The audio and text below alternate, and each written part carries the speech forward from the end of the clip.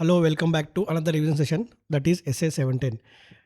ఎప్పుడు చెప్పిందే మళ్ళీ చెప్తున్నాను. If you are new to this channel subscribe చేసి పెట్టుకోండి. దాంతోపాటు I need some likes and comments so that YouTube ఆల్గరిథమ్ని పుష్ చేస్తుంది. అండ్ మీకు ఈ వీడియో జెన్యున్గా నచ్చితే వేరే వాళ్ళకి నిజంగా యూస్ఫుల్ అవుతుంది ఈ రివిజన్ సెషన్ అనుకుంటే మీ ఫ్రెండ్స్కి షేర్ చేయండి సో దట్ వాళ్ళకు కూడా యూస్ఫుల్ అవుతుంది. సో మనం ఈరోజు ఏం చేద్దాం, SA 17 comparative information that is corresponding figures and comparative financial statements. First what is the meaning of this చూద్దాం. ఫస్ట్ మనం మీనింగ్ ఏంటంటే కంపారిటివ్ ఇన్ఫర్మేషన్. అంటే కంపేర్ చేసుకోవడానికి ఒక ఇన్ఫర్మేషన్ ఇస్తున్నాం మనం. ఎగ్జాంపుల్, మనము ఫైనాన్షియల్ స్టేట్మెంట్స్ ఏంది ఆడిట్ చేస్తాం, 31st March 2025 ఆడిట్ చేస్తున్నాము. సో దానికోసం కంపేర్ చేసుకోవడానికి 31st March 2024 కంపేర్ చేసుకోవడానికి ఇస్తుంది, అదే కంపారిటివ్ ఇన్ఫర్మేషన్. సో అది అర్థమైందిగా బేసిక్గా. సో దీంట్లో 2 డిఫరెంట్ అప్రోచ్ ఉంటాయి. ఈ కంపారిటివ్ ఇన్ఫర్మేషన్లో చాలా నీట్గా కేర్ఫుల్ వినండి. కంపారిటివ్ ఇన్ఫర్మేషన్ అంటున్నాను, కంపారిటివ్ ఫైనాన్షియల్ స్టేట్మెంట్ అనట్లేదు, కంపారిటివ్ ఇన్ఫర్మేషన్ అంటున్నాను. సో ఈ కంపారిటివ్ ఇన్ఫర్మేషన్ ఇవ్వడానికి 2 డిఫరెంట్ అప్రోచ్ ఉంటాయి. ఏంటవి? Auditors reporting responsibility in respect of comparative information 2 different approach ఉంటాయి. ఈ అప్రోచ్ ఎలా డిసైడ్ అవుతుందంటే లా అండ్ రెగ్యులేషన్ చెప్తుంది, లేకపోతే terms of engagement. Law and regulation already ఏదైనా ఉంటే అది చెప్పేస్తుంది, లేకపోతే terms of engagement as per SA 210 మనం చెప్తాం కదా, దాని ప్రకారం కూడా ఈ 2 డిఫరెంట్ అప్రోచెస్ డివైడ్ అవుతాయి. సో ఫస్ట్ మనం కరస్పాండింగ్ ఫిగర్స్ చూద్దాం. కరస్పాండింగ్ ఫిగర్స్ ఏంటంటే, మనము కరస్పాండింగ్ ఫిగర్స్లో ఇప్పుడు సేల్స్ ఉంది. ఈ 2025 ఎంత 120 crores, 2024లో 100 crores, ప్రాఫిట్ 18 crores, 15 crores. అంటే ఇక్కడ ఏం చేస్తున్నాం మనం, కరస్పాండింగ్ ఫిగర్స్లో the auditors opinion on the financial statement refers only on the current period. అంటే ఈ ఓన్లీ 2025కి మాత్రమే ఒపీనియన్ ఇస్తున్నాం మనము. బట్ ఎందుకు సార్ 2024 ఫైనాన్షియల్స్ అంటే కంపారిజన్ కోసం మాత్రమే ఇస్తున్నాము, మనం ఒపీనియన్ ఇవ్వట్లేదు. డెప్త్కి వెళ్దాము. ఫస్ట్ చెప్తున్నాను, కరస్పాండింగ్ ఫిగర్స్ అంటే ఏంటంటే ఇయర్ ఫైనాన్షియల్ ఎలాగో ఇస్తాము, కానీ 2024 కూడా ఇస్తాం అలాంగ్ విత్ దట్. ఎందుకు? To compare. Auditors opinion only 2025 మాత్రమే ఇస్తాం మనం, అది corresponding figures. Then comparative financial statement అంటే ఏంటంటే the auditors opinion refers to each period for which financial statements are presented. ఇప్పుడు సేమ్ ఇందాక ఎగ్జాంపుల్ ఎట్లుంది, మనము కంపారిటివ్ ఫైనాన్షియల్ స్టేట్మెంట్లో ఒపీనియన్ అనేది ఇప్పుడు 2025కి ఇవ్వాలి, యాజ్ వెల్ as 2024 కూడా ఇవ్వాలి కంపారిటివ్ ఫైనాన్షియల్ స్టేట్మెంట్లో. ఇది ఎలా డిసైడ్ అవుతుంది సార్ అంటే, ఒకటి ఏంటి, as per law and regulation, లేకపోతే టర్మ్స్ ఆఫ్ ఎంగేజ్మెంట్ బట్టి. సో డిఫరెన్స్ అర్థమైంది. మళ్ళీ చెప్తున్నానండి, కరస్పాండింగ్ ఫిగర్స్లో only current period financial statement మాత్రం ఒపీనియన్ ఇస్తాం, వేరాస్ కంపారిటివ్ ఫైనాన్షియల్ స్టేట్మెంట్లో బోత్ పీరియడ్కి మనం ఒపీనియన్ ఇస్తాం. అది difference, basic difference. Then audit procedure చూద్దాం. Audit procedures regarding the comparative information. Audit process ఎలా ఉంటాయంటే చూద్దాం ఫస్ట్ మనం. So first, auditors shall determine whether the financial statements include comparative information required with applicable financial reporting framework. ఇది audit approach కాదు. Financial statements ఎట్లా prepare అనేది as per applicable financial reporting ప్రకారం వాళ్ళు కరస్పాండింగ్ ఫిగర్స్ ఇవ్వాలా, comparative financial statement వాళ్ళు decide అయిపోతాయి. ఎట్లా తెలిసిపోతే as per applicable financial reporting framework. ఆడిట్తో సంబంధం లేదు ఇది. సో మనం ఇప్పుడు ఆడిట్ ప్రాసెస్ ఎట్లా చేయాలి, బోత్ రెండింటికి ఎట్లా చేయాలంటే, first the comparative information agrees with the amounts and disclosure in the prior period. అంతే కదా, కరస్పాండింగ్ ఫిగర్స్ కైనా కంపారిటివ్ ఫైనాన్షియల్ స్టేట్మెంట్స్ కైనా మనం లాస్ట్ ఇయర్ ఫిగర్స్ ఇస్తాం కదా, ఆ ఫిగర్స్ చూసుకొని ఇక్కడ మనం కంపారిటివ్ ఇస్తున్నాం కదా, 2 అమౌంట్స్ అగ్రీ అవుతుందో తెలుసుకోవాలి. ఫస్ట్ ఆడిట్ ప్రొసీజర్ అది, కరస్పాండింగ్ ఫిగర్స్ కైనా comparative financial statement. Then accounting policies. ఇది మీకు ఎస్ఏ 510లో కూడా ఇట్లా ఓపెనింగ్ బ్యాలెన్స్ ఉంటుందా, ఎస్ఏ 510 అందులో కూడా సేమ్ ఇదే ఉంటుంది, ఎస్ఏ 510లో కూడా. ఇంకటి అకౌంటింగ్ పాలసీస్ ఏవైతే అప్లై చేసామో in comparative information are consistent with applicable current period. Current పీరియడ్లో అప్లికేబుల్ అయ్యే accounting policies as well as comparative ఇన్ఫర్మేషన్లో, that is what corresponding figure అయినా కంపారిటివ్ ఫైనాన్షియల్ స్టేట్మెంట్ 2 అగ్రీ అవ్వాలి. ఏమైనా చేంజెస్ ఉంటే అవి అప్రాపరియేట్గా చేంజెస్ చేసినామని చెప్పాలి.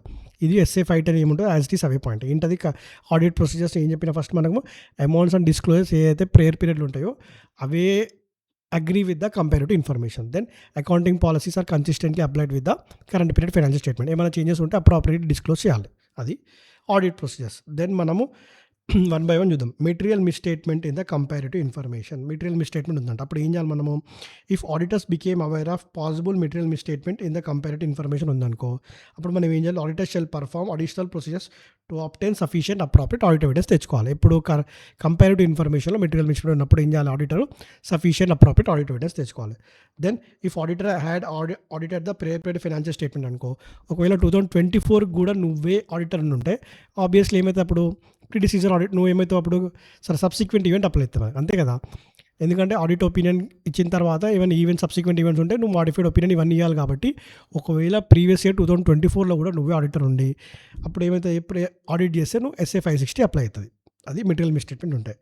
రిటర్న్ రిప్రజెంటేషన్ గురించి మాట్లాడదాం. రిటర్న్ రిప్రజెంటేషన్ ఏంది? యాజ్ పర్ 570 ఆల్ పీరియడ్స్కి మనం రిటర్న్ రిప్రజెంటేషన్ తీసుకోవాలి. ఎన్ని పీరియడ్స్ ఆడిట్ చేసి అన్ని పీరియడ్స్కి రిటర్న్ రిప్రజెంటేషన్ తీసుకోవాలి. Auditor shall also obtain specific written representation తీసుకోవాలి. దేనికి? Regarding any prayer period items that is separately disclose in the current period statement. ఒకవేళ ఇక్కడ ఉంది కదా, స్పెసిఫిక్ రిటర్న్ రిప్రజెంటేషన్ ఎప్పుడు తీసుకోవాలంటే, prayer period item last year 2024 item మనము separately disclose in the current year statement. Current year పీఎండ్లో మనము prior period ఐటమ్ని కరెంట్ ఇయర్ పీఎండ్లో చూపిస్తే అప్పుడు స్పెసిఫిక్ రిటర్న్ రిప్రజెంటేషన్ తీసుకోవాలి. జనరల్గా అయితే ఆల్ పీరియడ్స్ తీసుకోవాలి. స్పెసిఫిక్ రిటర్న్ రిప్రజెంటేషన్ ఎప్పుడు తీసుకుంటావు? ప్రేయర్ పీరియడ్ ఐటమ్ని current period financial statement include చేసినప్పుడు. Then comparative financial statement. ఇప్పుడు మనం డీటెయిల్గా వెళ్దాం. కంపారిటివ్ ఫినాన్షియల్ స్టేట్మెంట్స్ ఇది ఇందాక అయిపోయిన కంపారిటివ్ ఫినాన్షియల్ స్టేట్మెంట్లో ఏం చేయాలి మనము? The information where amounts are disclosed for the prior period included for the comparison with the financial statement of the current period. Comparison కోసం తీసుకుంటాం obviously. The level of information included with those financial state compare అంటే మనము చెప్తున్నాం ఇక్కడ audit opinion అనేది comparative financial statement ఇందాక చెప్పాను కదా. మన కంపారిటివ్ ఫినాన్షియల్ స్టేట్మెంట్లో మనం ఏం చేస్తామంటే ఆడిట్ ఒపీనియన్ ఫర్ బోత్ 2024కి ఇస్తాము, 2025కి ఇస్తాము. ఒపీనియన్ బోత్ ఇస్తాము. ఎందుకు ఇస్తున్నాం సార్ అంటే ఫర్ కంపారిజన్ చూసుకోండి. ఇందాక చెప్పాను కదా మనకి ఏంది, సేల్స్ 120 crores ఉన్నాయి, 100 crores ఉన్నాయి. ఇక్కడ ప్రాఫిట్ 18 crores ఉంది, ఇక్కడ 15 crores. కంపారిజన్ చేసుకోవడానికి ఇస్తున్నాం మనం. సో అందుకే ఇక్కడ ఏంది కంపేర్ చేసుకొని, సో దట్ ఇంటెండెడ్ యూస్ ఎవరు ఉంటారో వాళ్ళు డిసిషన్ ఈజీగా తీసుకుంటారు. ఒపీనియన్ కూడా బోత్ సైడ్ ఇస్తాం. సో ఇది అది the level of information including the compare or comparable with that financial statement. Compare చేసుకొని క్లియర్గా ఐడెంటిఫై చేసుకోవాలి కాబట్టి ఒపీనియన్ రెండింటి మీద ఇస్తున్నాం మనం. అదేంటి? Comparative financial statement. Versus corresponding figures ఏమవుతుంది ఇక్కడ? Only integral part of audit current period financial, only integral part కోసం మాత్రమే ఇస్తున్నాం మనము. కంపారిజన్ కోసం ఇస్తలేము. అంటే ఇప్పుడు ఇంటిగ్రల్ పార్ట్ ఈ ఫైనాన్షియల్ ఇయర్ అని చెప్పి ఇస్తున్నాం తప్ప మనము ఇక్కడ మనం కంపారిజన్ కోసం ఇస్తలేము. So to be read only in relation to the amounts and disclosure relating only read పర్పస్కి, కంపారిజన్ కోసం కాదు. కంపారిటివ్ ఫినాన్షియల్ స్టేట్మెంట్ అయితే కంపేర్ చేసుకోమని చెప్పేస్తున్నాం క్లియర్గా. ఎందుకంటే ఆడిట్ ఒపీనియన్ రెండింటికి ఇస్తున్నాం మనం. ఇక్కడ ఏం చేస్తున్నాం మనం? ఇక్కడ only integral part of current period financial స్టేట్మెంట్కి ఇస్తున్నాము. Only with the current period financial statement. The level of detail presented in the corresponding figures are directly primary relevant. అంటే ఇప్పుడు మనం బేసిక్గా డిఫరెన్స్ ఏంటంటే మనకి ఈ కంపారిటివ్ ఫినాన్షియల్ స్టేట్మెంట్స్కి కరస్పాండింగ్ ఫిగర్స్కి డిఫరెన్స్ ఏంటంటే, ఇక్కడ మనము 2 years ఫైనాన్షియల్ స్టేట్మెంట్ ఇస్తామా, 2024కి ఇస్తాము, 25కి ఇస్తాము. దాంతోపాటు నోట్స్ టు అకౌంట్స్లో కూడా మొత్తం డీటెయిల్స్ 2024 ఉంటాయి, 2025 ఉంటాయి. నోట్స్ టు అకౌంట్స్లో కూడా డీటెయిల్గా ఇస్తాము. వేరస్ కరస్పాండింగ్ ఫిగర్స్లో ఏం చేస్తాం మనము? ఓన్లీ ఫర్ కంపారిజన్ పర్పస్ కోసం మాత్రమే ఇంక్లూడ్ చేస్తాం. కానీ నోట్స్ టు అకౌంట్స్లో మనము ఎక్కడ కూడా మనము ఈ అమౌంట్స్ అండ్ డిస్క్లోజ్ అనేది ఎక్కడ ఇంక్లూడ్ చేయము. ఎక్కడ కరస్పాండింగ్ ఫిగర్స్లో. కంపారిటివ్ ఫైనాన్షియల్ స్టేట్మెంట్లో మొత్తం ఇన్ఫర్మేషన్ ఇస్తాం. ఎక్కడైతే ఫైనాన్షియల్ స్టేట్మెంట్స్లో ఏవైతే స్టేట్మెంట్స్ మొత్తం ఉన్నాయో అవి మళ్ళీ మనం నోట్స్ అకౌంట్లో ఇస్తాం. కరస్పాండింగ్ ఫిగర్స్లో ఓన్లీ ఫర్ ఇంటిగ్రల్ పార్ట్ మాత్రం ఇస్తాము. నోట్స్ అకౌంట్లో ఎక్కడ మెన్షన్ చేయము. ఇది బేసిక్ డిఫరెన్స్ ఈ రెండింటికి. ఇప్పుడు రిపోర్టింగ్ వస్తాం. Audit reporting regarding the corresponding figures. Same మళ్ళీ corresponding figures are presented. The auditors opinion shall not refers the corresponding figures except in the following. Corresponding ఫిగర్స్లో ఏం చేస్తాము? ద ఆడిటర్స్ ఒపీనియన్ ఇవ్వనని ఇందాకనే చెప్పినాం, ఇప్పుడు కూడా చెప్పినాం. ఓన్లీ ఫర్ ఇంటీరియల్ పార్ట్ కోసం ఇంక్లూడ్ చేసాం. ఆడిటర్స్ ఒపీనియన్ ఇంక్లూడ్ చేయం. కానీ ఎక్సెప్ట్ కొన్ని కేసెస్లో వేయాలి. ఆ కేసెస్ ఏంటో చూద్దాం. If auditor's report on the prior period included a modified opinion and the matters which gives rise to modification is unresolved.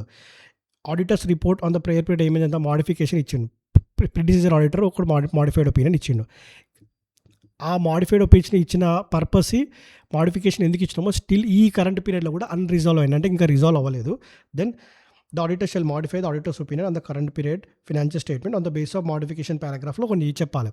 ఇక్కడ ఏముంది చెప్తారంటే, ఇక్కడ కరస్పాండింగ్ ఫిగర్స్లో జనరల్గా ఆడిట్ ఒపీనియన్ ఇవ్వము. కానీ ప్రీవియస్ ఇయర్ ఆడిట్ రిపోర్ట్లో మోడిఫికేషన్ ఉంది. మోడిఫికేషన్ ఎందుకు ఉంది? మోడిఫికేషన్ ఉంది because of some material misstatement. కానీ ఆ మెటీరియల్ మిస్టేట్మెంట్ ఇంకా అన్రిజాల్వ్డ్గా ఉంది. అప్పుడు నువ్వు ఏం చేయాలి? కరెంట్ పీరియడ్ ఫైనాన్షియల్ స్టేట్మెంట్లో మోడిఫికేషన్ ఇవ్వాలి. ఇచ్చి మోడిఫికేషన్ ఒపీనియన్లో ఏం రాయాలంటే టూ ఆప్షన్స్ ఉన్నాయి. ఫస్ట్ ఆప్షన్ ఏంటి? 2 ఆప్షన్ ఉన్నాయి. ఫస్ట్ ఆప్షన్ ఏంటంటే మనకి ఇక్కడ ఫస్ట్ ఆప్షన్ ఏంటంటే refer both current period figures as well as corresponding figures. ఎప్పుడు? When the effect of the matters on the current period figures are material. నువ్వు ఏంది బోత్ రిఫర్ చేయొచ్చు. Current period figures, corresponding figures refer చేసి చెప్పాలంటే effect of matter, ఈ modification, ఈ material misstatement వల్ల current period financial ఎంత మెటీరియల్ ఎఫెక్ట్ పడుతుందని చెప్పి చెప్పాలి. అది ఫస్ట్. దెన్ అది కాదనుకుంటే ఇంకేం చేయొచ్చు? ఎక్స్ప్లెయిన్ చేయాలి. ఏంది? The audit opinion has been modified because of effect of unresolved matters on the comparability of current period figures and corresponding figures. ఒకటేమో రిఫర్ చేసుకొని చెప్పాలి ఎఫెక్ట్ ఎంత పడుతుంది, ఎందుకంటే మెటీరియల్ ఉంది. ఈ మెటీరియల్ మిస్‌స్టేట్‌మెంట్, ఈ అన్‌రిజాల్వ్డ్ మ్యాటర్ వల్ల కరెంట్ పీరియడ్ ఫైనాన్షియల్ స్టేట్‌మెంట్ మీద ఎంత ఎఫెక్ట్ పడుతుందో చెప్పాలి. లేకపోతే ఎక్స్‌ప్లనేషన్ ఇవ్వాలి. మేము మాడిఫై ఒపీనియన్ చేసినాం. ఎందుకంటే అన్‌రిజాల్వ్డ్ మ్యాటర్ ఉంది. అండ్ అన్‌రిజాల్వ్డ్ మ్యాటర్ అది కంపారబిలిటీ అన్‌రిజాల్వ్డ్ మ్యాటర్ వల్ల మేము మాడిఫై చెప్పి అది చెప్పాలి. ఈ రెండిట్లో ఏదో ఒకటి చేయాలి. ఎప్పుడు వెన్ కరస్పాండింగ్ ఫిగర్స్ ఉన్నప్పుడు audit reporting. Then if the auditor opts in audit opinion that material misstatement exists in the prepared financial statement on which material misstatement ఉన్నా కూడా ఏమైంది అన్మాడిఫైడ్ ఒపీనియన్ ఇచ్చినాం. మెటీరియల్ మిస్టేట్మెంట్ ఉన్నప్పుడు ఏం చేయాలి మనం మాడిఫైడ్ ఒపీనియన్, కానీ ఇక్కడ అన్మాడిఫైడ్ ఒపీనియన్ ఇచ్చినాం. Issued by the have been issued by the auditors to verify whether అక్కడ ఇచ్చారు మెటీరియల్ మిస్టేట్మెంట్ ఉన్నా కూడా మనం ఇక్కడ ఏం చేశారంట అన్మాడిఫైడ్ ఒపీనియన్ ఇచ్చారు. అప్పుడు మనం ఏం చేయాలంటే మనము whether the misstatement has been dealt as per applicable financial reporting framework. ఇప్పుడన్నా ఆ మిస్‌స్టేట్మెంట్ సరే మెటీరియల్ మిస్‌స్టేట్మెంట్ ఉన్నా కూడా అన్మాడిఫైడ్ ఒపీనియన్ ఇచ్చారు. మనం ఏం చేయాలి ఇప్పుడు ఆ మెటీరియల్ మిస్‌స్టేట్మెంట్స్‌ని ఏమన్నా అప్లికేబుల్ ఫైనాన్షియల్ రిపోర్టింగ్ ఫ్రేమ్‌వర్క్ ప్రకారం డీల్ చేశారా లేదా? లేదు. In that if that is not the case అనుకో అప్పుడు ఏం చేయాలి qualified or adverse opinion in the auditors report on the current period financial statement with respect to the corresponding figures. So ఇదేంటంటే ఇక్కడ ఏంటంటే మెటీరియల్ మిస్‌స్టేట్మెంట్ ఉన్నప్పుడు ఏం చేయాలి ఆబ్వియస్లీ మాడిఫైడ్ ఒపీనియన్ ఇవ్వాలి. కానీ అన్మాడిఫైడ్ ఒపీనియన్ ఇచ్చిండు. మనం ఏం చేయాలి ఇప్పుడు ఈ కరెంట్ పీరియడ్ ఫైనాన్స్ స్టేట్మెంట్లో సరే అప్పుడు ఇచ్చారు మాడిఫైడ్ ఒపీనియన్. ఆ మెటీరియల్ మిస్‌స్టేట్మెంట్ ఏమైనా as per applicable financial reporting framework deal చేసారా లేదా? డీల్ చేయలే అనుకో నువ్వు ఏం చేయాలి కరెంట్ పీరియడ్ ఫైనాన్షియల్ స్టేట్మెంట్లో మీద క్వాలిఫైడ్ ఆర్ అడ్వర్స్ ఒపీనియన్ ఇవ్వాలి in the current period finance statement. అది audit reporting in case of comparative financial statement. So auditor's opinion refers each period. ఇందాక అయిపోయింది కదా కంపారిటివ్ ఫైనాన్షియల్ స్టేట్మెంట్లో ఈచ్ పీరియడ్ ఆడిటర్ ఒపీనియన్ ఉంటుంది. Then మనం ఏం చేయాలి the auditor shall opinion on the prior period financial statement differs from the opinion the auditors previously expressed. The auditor shall disclose the reasons. నువ్వు previous year కూడా నువ్వే auditor, ఇప్పుడు నువ్వే auditor, కానీ ప్రీవియస్ ఇయర్ ఒపీనియన్ ఈ opinion differ అవుతుంది. Example ఏదైనా కావచ్చు. అప్పుడు మాడిఫైడ్ ఇచ్చినప్పుడు అన్మాడిఫైడ్, అప్పుడు అన్మాడిఫైడ్ ఇచ్చినప్పుడు మాడిఫైడ్, ఇట్లా డిఫర్ అవుతుంది అనుకో నువ్వు కరెంట్ పీరియడ్ ఫైనాన్షియల్ స్టేట్మెంట్లో చెప్పాలి క్లియర్గా. Shall disclose the reasons for the difference of opinion in the ఓమ్ మ్యాటర్ పారాగ్రాఫ్లో చెప్పాలి. లాస్ట్ ఇయర్ అన్మాడిఫైడ్ ఒపీనియన్ ఇచ్చినాం, కానీ ఇప్పుడు నా ఒపీనియన్ మారితే రీజన్స్ ఫర్ ద రీజన్స్ ఎందుకు మారిందనేది ఓమ్ మ్యాటర్ పారాగ్రాఫ్, అదే మనం ఇందాక 706 చదువుకున్నాం కదా ఓమ్ మ్యాటర్ పారాగ్రాఫ్లో ఇవ్వాలి ఎందుకు చేంజ్ అయిందనేది. Next if auditor conclude that material misstatement exist అనుకో the predecessor auditor has material misstatement in the predecessor auditor రిపోర్ట్లో వచ్చింది అనుకో has previously reported without modification the auditor shall communicate the misstatement with the appropriate level that is those charge with governance.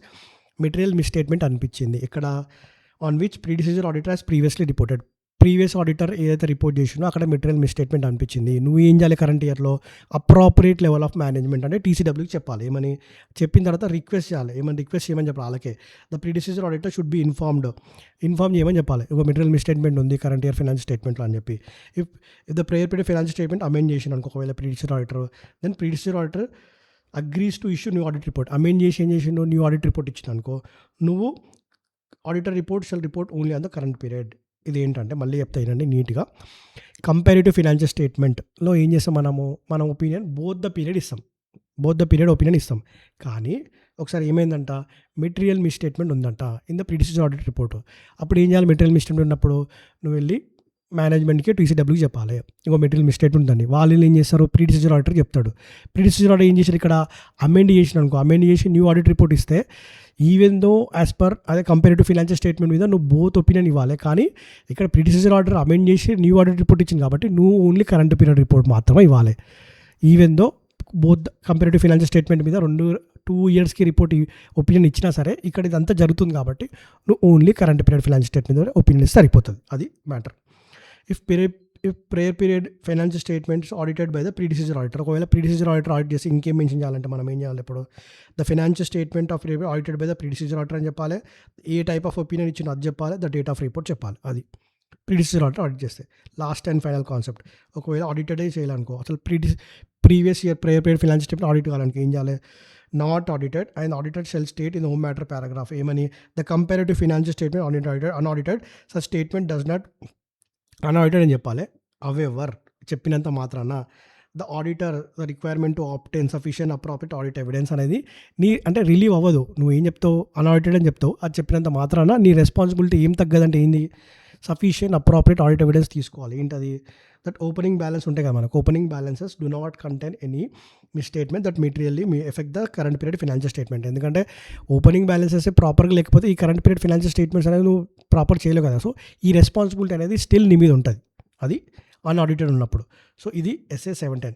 So, మీకు జెన్యూన్‌గా ఈ video నచ్చితే I want you to comment and like and share to the other Telugu students if you are felt like it is very useful. So, ఈ help చేయండి.